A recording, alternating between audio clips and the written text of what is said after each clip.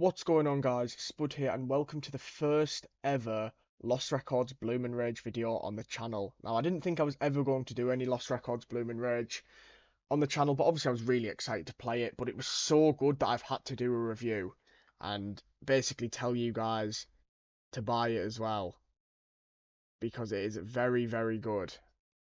And I just want to talk about the plot and, what could we expect in Tape 2, which comes out on April the 15th. And yeah, just basically let you guys know my thoughts on it. And obviously, I recommend everyone to buy it. I won't sit here and say otherwise. So if you are new, please do subscribe. We do Life is Strange videos and Telltale The Walking Dead videos alongside my Call of Duty esports podcast called The Roundup. And like the video if you enjoyed. Now, obviously, there's going to be major spoilers because I'm going to explain so much here. I'm going to try to explain a lot here, let's say. So please, if you are going, do like the video, and obviously come back to it after you've played the game, and let me know what you thought of my review. Do you agree with anything, or do you disagree? So, let's get straight into it, because we've got a lot to talk about. So, Lost Records Bloom and Rage is a game made by Dontnod, who are the original creators of Life is Strange, and Life is Strange 2. And it had that Life is Strange feeling to it. But I'm not going to sit here and just compare it with Life is Strange constantly, because Lost Records is its own unique game, of course. I just want to say I thought the graphics were really good and the soundtrack was absolutely amazing. It had that 90s vibe. I thought, now obviously I wasn't alive in the 90s, so it's harder for me to kind of reminisce. Is it reminisce?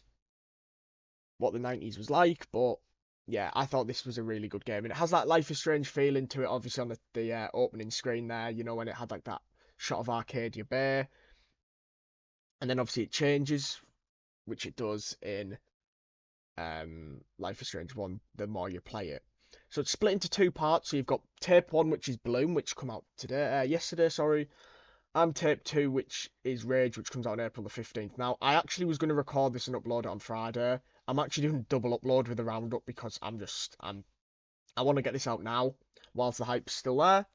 And hopefully the hype will continue, because this is a really good game and I'm really impressed with how Dontnod did here. So there's four characters, so you've got the game set in 1995 and 2022.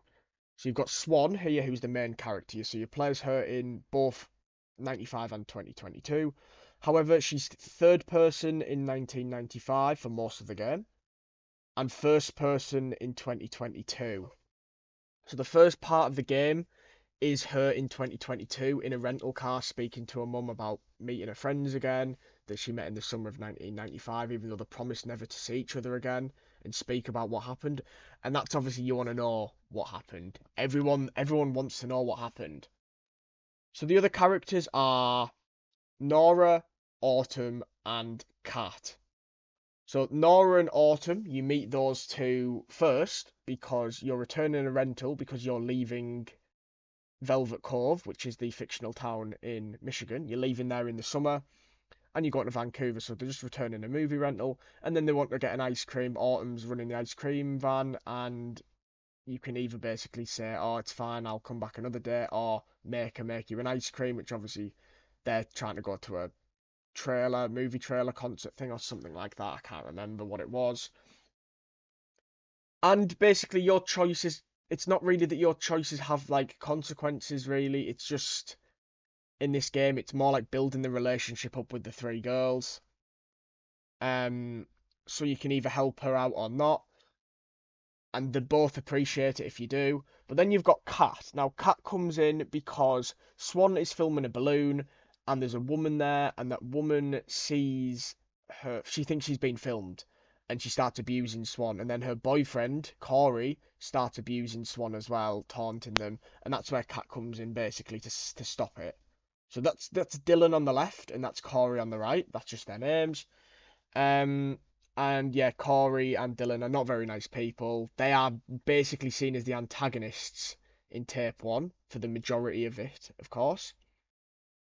As I'll explain later, in my opinion anyway. And then Dylan gets the keys from Autumn for the ice cream shop and basically throws them away, and then they have to spend all night looking for it. And and that's how they all kind of bond and become friends. And Swan, she just likes filming stuff and movies, whereas the others like music, and some of them like movies as well, but they're mainly into music. So Swan's kind of like the odd one out. She's really shy, but they agreed to let her film them and do like a documentary about them. So here's Autumn, obviously doing her like documentary uh stuff, and this is basically how the game plays. So you can film people with the camcorder, and they have like certain objectives. You have to build your memoirs up, and then you can edit the footage so that it's in the chronological order. One thing though I will admit is when I played this, I didn't do it all. So it took me about 6 hours to complete the game, but which is quite good for that first part of the game. Sorry, because if it's another 6 hours for Rage, that's like a 12-hour game for £30, which I think is really good value, especially in like modern day. Because like, look, I liked Life is Strange True Colors, but it did cost like £60 to pre-order, and I felt like the game was done in like 9 hours, which maybe not even nine, maybe like 8.5, which I thought was a bit. Now I've always been someone that likes it when games take a bit of time for the next part to come out, like it did in Life is Strange 1 and Life is Strange 2 and Life is Strange Before the Storm. So I quite like the fact that there's a bit of a gap, but maybe 2 months is a bit too much. Maybe I'm just impatient, but obviously it wasn't meant to be as long, but there was a few delays. But obviously Dortnod delayed the game because it was originally going to come out in 2024. They delayed it so that Life is Strange Double Exposure could come out and Deck 9 could have all of the light shine on them for their product. And that's good because obviously games are really competitive. They don't want to be fighting each other, these type of game companies. And I quite like that they're all like quite like bonded well, even though obviously don't make Life is Strange anymore. So, um, that's Autumn in '95. This is Autumn in 2022, as she is the one that has basically received a package about Bloom and Rage, which was obviously the name of their band that they made. And yeah, Autumn was the one that basically put all this together to try and get back in touch with them. And obviously you play Swan, so she's already there, and obviously it's kind of crazy because you're like best friends with them for a summer, and then you haven't spoke to them for 27 years. It's kind of surreal. But this is the package that we're talking about here. So it says only for Bloom and Rage. Remember 1995. Remember. So there's obviously it's a small town, Velvet Cove, so not many people would know about this. Obviously, could it have been Nora or Kat? Look, theories and that, we're going to do predictions. We're going to do it in another video, but we're going to talk about, like, if anything in this video, what it could be. Obviously, the box is not open during the first tape. We don't know anything about what is in the box yet. So I think that tape 2 is going to be quite a big tape in terms of, like, the size of how long the game takes. I'm hoping it will be another 6 hours. But so far, pretty good, right? So then they basically, Nora and Autumn say, does Swan want to film them play music in Nora's garage? So they do that. And Nora knocks, sorry, not Swan knocks a few things over, but they film them, play music, and then Kat says that she wants to write them a song, and obviously this song will have a massive impact on the rest of this tape. Um, but this bit's pretty cool where they do all the music and that in Nora's garage. That's probably one of my favourite locations in the entire game so far is Nora's garage. I just think it's like quite a chilled out place for them to be. And then one night they find this really creepy looking cabin in the middle of the woods where they're trying to get home. So they go into the wood, they go into it, they find a way in, and then Swan gets in from a different door, but there's a padlock on the inside of the door, and there's bear traps as well, so it's a really weird place. But you manage to eventually complete the combination and get in, and you start creating your own little hideout. Um, and then Kat's finally finished her song, so um, she basically what happens here when she's writing the song, um, she's singing it and then you're remembering it because obviously you basically can't remember much about what happened in 1995 and you're trying to put it all together with Autumn. So then it was like you had a choice of like one word in the music. Now this song is a real song. It's called like "See You in Hell" or something, I think, by the Nora band. Nora band. Now obviously Nora being the name of the band that sung it. And obviously Nora's the singer in this band in the game. I think that is probably done intentionally, but you never know. So they get in and obviously they make it the hideout, and then they're sat on this piece of grass and they're doing like the Swan's filming them singing the song, and it looks really good and that. And then there's like times where it shows you the hideout in this cabin is like it looks really nice now because it's all clean and got their stuff in, and they're having good times at the lake, and then obviously dangling their legs over the bridge and having just a really good time even though they barely know each other except Autumn and Nora, just having a good time. And then when you're discussing the last part of the words, you hear Nora say, "See you in hell," and then there she is, the 2022 Nora shows up. She's still there. But what's funny is when this happened, I did see that a car did pull up next to the rental car, and I didn't think anything of it at first, but I was really hoping, before we saw her, I was really hoping that we'd see Nora, because she was at this point my favourite character. It's between her and Kat for my favourite character, and then Autumn's third, and then probably Swan's fourth. I'm not really like that fond of Swan to be honest. So Nora arrives, and she's like happy to see you all, but she's got again just like Autumn, she's got kids, but the game's kind of like saying, "Oh, you look amazing," and you can kind of like flirt with it, even though she's got kids and she's married. I don't really get that to be honest, and that's one of the things I'm a bit unsure about with this game. But Nora really doesn't want to talk about it. She wants to have a few drinks before any discussion of it. She really does not want to talk about the past, even though that's why they're here to discuss this package. And Swan talks about what she's been doing recently, and obviously Nora wanted to be a famous rock star, never happened, but she's famous because she's like a famous fashion designer. But they all return here to Velvet Cove to do to talk about what happened in 1995, even though they promised to never talk about it again. Sometimes promises can be broken. So then one night, whilst they're sleeping in the hideout, Swan wakes up and Kat's not there.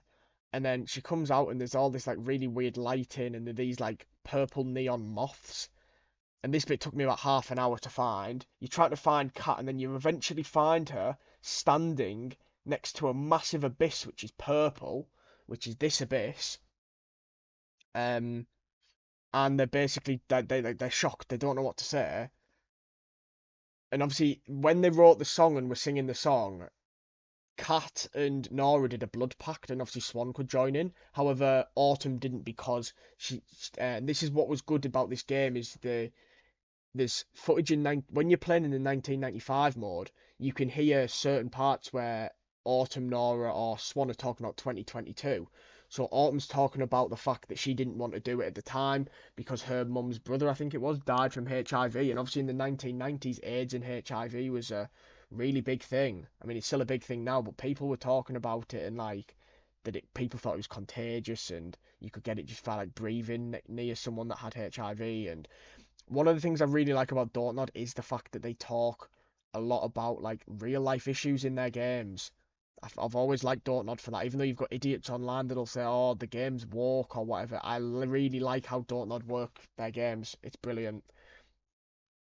So then this abyss opens and they're like, so you could either do like a gift or like a trade, a sacrifice, whatever. So they're throwing a gift. So like Nora puts in a favorite guitar pick, for example. Um, Cat puts in like a coin, I think. And they wish for something to happen. But people now don't think that you do get a wish because when Corey tries to get Kat to come home, because obviously Corey's Dylan's boyfriend, and he also works for Kat's dad, and Kat's dad, who owns the ranch, wants Kat home. When they all basically say no and everything, eventually he gets like a pain in his head, and he goes like a bit purple with the head. And is this to do with this abyss? It's we still a lot of stuff that is really, really, really new and hasn't really been worked out yet, and we'll probably find a lot of this information out in the second tape. But one thing I do want to mention about all this is the fact that, like in the 2022 version, you try to the game is not really giving you like major choices. It's more like building bonds with characters. So, for example, you can give a flower to either Nora or Kat, and their progress bar might go up, but you can have like I think it was new friend or they're cool with them or BFFs or something else. So like there's a choice where you can either phone Kat, Autumn, or Nora. So I phoned Nora because at this time Nora's my favourite character. But I never expected anything like relationship wise. I don't think you can do that. Obviously there's a kiss with Kat and Nora when they're performing like for Swan's camera. But there's a lot of like flirting as well and stuff like that. But it's just like all friendly banter pretty much. So then they steal one of the Cat's dad's truck, and they decide to play a concert outside the bar, which is obviously where the 2022 game is set. And Swan and Cat have to break in to the back of the bar to get power and extension cord so they can play. And obviously you've got drunk folks coming out saying you're not old enough to be here, what you're doing, and then Corey's there, and it's like, are you trying to lose Dylan her job because Dylan works there? And they're just having a really good time. And here's obviously again you filming it so you can see it's got the infinity sign there because you can put as much of this in your memoir as you want, but you do need 8 to complete the objective. And there's Autumn obviously playing the guitar whilst obviously, as you can see there, and again, Nora's singing. Um, but then Dylan obviously comes out, the power gets turned off, and they're gonna ring the police on them because they're breaking and entering because obviously they broke into the back. Dylan's obviously like panicking because it's obviously her sister that's involved. Her and Swan were the ones that did it. So regardless of what you say, Dylan will call you a freak if you say it was Kat's idea or Kat's dream or if it was her idea. I just said it was my idea, obviously. But then this is when I got a bit like, it was a bit weird because Dylan was like saying she's looking out for her, she's always looking out for you. But I always thought that Dylan was acting like a really nasty person towards Kat. But maybe that's just because that's the perspective that we got and based off Kat. Also, I will say this about Nora. She does have a bit of Chloe Price to her. She's got it's a stepmother though, rather than stepfather, like David in David Madsen.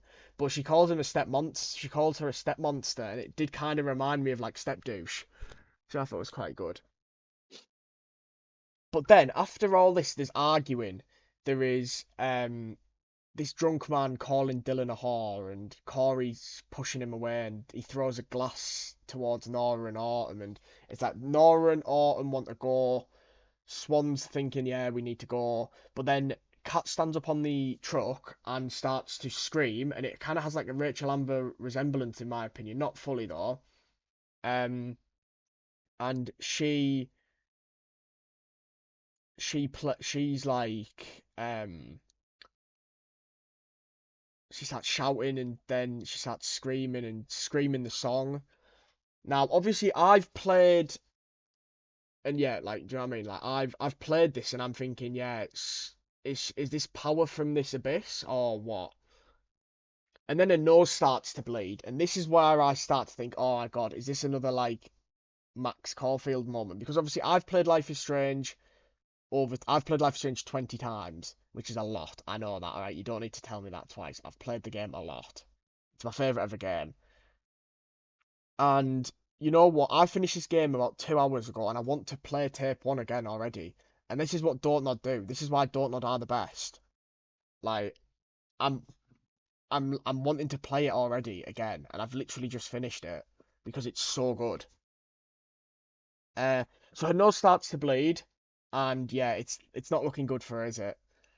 Then she's still singing this like "See You in Hell," and then she just drops down and just faints, falls to the ground, and I'm like, oh my god, she's dead. She's actually dead, and I start to get a bit emotional because I'm like, she's dead. It's actually crazy. It's like we had obviously there had to be a massive ending to tape 1, so people were excited for tape 2. That's just how gaming and marketing work. But I did not expect this. Obviously, with it being like a 2 month wait, obviously, like I think I mentioned this earlier in the video, in Life is Strange 1, when Jefferson uh shoots Chloe and drugs Max, finds out he's the psycho in Arcadia Bay, and it's obviously a massive shock. Then you had to wait like a month and a half for episode 5. Obviously, finding all this stuff out about Kat and her not being well, obviously, it was kind of not the same, nowhere near the same impact, but still, like, it had to end on like a bit of a cliffhanger. This is the bit that got me though. Dylan's obviously crying about it. This is why I don't think Dylan is that bad of a person. Yeah, she acted she's not very nice to Swan, like she's not. but she's not a terrible person because we find out from her that Kat is seriously unwell with leukemia, and the fact that she's running out of time. And no, I'm not about to say, oh, this references Life is Strange. It's the fact that she might die, and it could be terminal. And Nora didn't know about it, Autumn didn't know about it, and Swan didn't know about it. She kept it to herself. Now, obviously, if anyone was paying close attention, when you started to film Kat, um, when it was for her in the video documentary, she did cough a few times, I believe. Because I actually remember that after this moment happened. But she's unwell, and everyone's panicking now because they didn't realise that this was what was wrong with her, and this is why her dad wanted her to be home and everything. It's not because she's being rebellious because she's obviously ill and she doesn't want to spend what could be her last days on this planet with her family. She wants to spend it with her friends because she enjoys hanging around with these people. And this was kind of a massive shock. I did not expect all this to happen, the concert, and I actually thought that it was going to end after the Abyss. So when they were arguing with Corey and it kept changing, like it kept rewinding like for like different parts of that summer, I thought that was when it was going to end and it didn't. And then this happened, and yeah, it's brutal. And they obviously have to Dylan has to she says if she doesn't make it or if anything happens, it's all on Autumn, Nora, and Swan. Even though Kat was kind of the one that caused it herself in terms of the like, screaming and everything. Obviously, I'm not saying that like she deserved it or anything. Of course she didn't, because she's a really good character. And this is what kind of makes me like Kat now, because I really hope she survived, but we don't know anything yet. And it ends with Corey having Kat in his arms, and they're going to take her to the hospital, I assume. Corey is still a douchebag. But if Dylan cares about Kat, Corey will care about Kat as well. It's not that he's truly a psychotic person or anything. But it is really, really shocking that this happened. And obviously, we don't see Kat in the 2022 version. So one of the main things that people are talking about is, did she survive or not? And this is what we have 2 months to wait. And this is what's going to make people excited. And this is why this tape of Lost Records Bloom and Rage was absolutely superb. So obviously here, as I mentioned earlier, it has obviously Nora, Kat, and Autumn in the past, and it has like their relationship status with them. So this just depends on what you'd say. So if there was something that would make, let's say, Kat happy rather than like good that you say that rather than bad, that could put them up potentially a new friend. So Nora did have the best rating, which was BFFs.